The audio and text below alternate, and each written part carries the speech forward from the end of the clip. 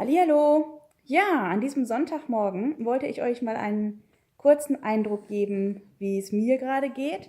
Also ich habe inzwischen alle Titel aus dem Depot teilweise verkauft und teilweise sind die halt dann auch ausgestoppt worden.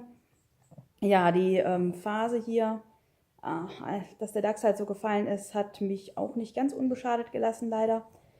Und ich bin mir auch noch nicht ganz sicher, was ich jetzt in der nächsten Woche machen werde. Möglicherweise Short gehen auf den DAX, aber das entscheidet sich erst am Montag.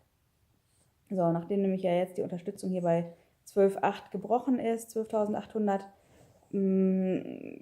möchte ich erstmal gucken, wie das überhaupt am Montag weitergeht. Ja, jetzt also ein entspannter Sonntag. Ich bin gerade dabei, hier ein paar Hunde zu hüten und ein Haus. Und davon wollte ich euch mal einen ganz kurzen Eindruck geben. Das ist nämlich voll cool. Und zwar habe ich hier so kleine Bullies, ne, auf dem Schoß. Also das ist schon witzig. Und habe mir Feuer gemacht.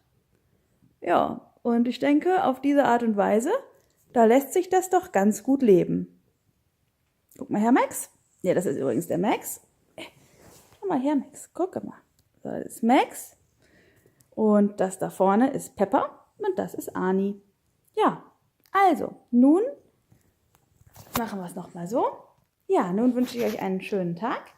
Und ja, nutzt die letzte Woche noch. Denkt an die Wissensfragen, dass ihr die noch beantwortet. Und auch die 20 Pflichttrades. Das ist nochmal wichtig.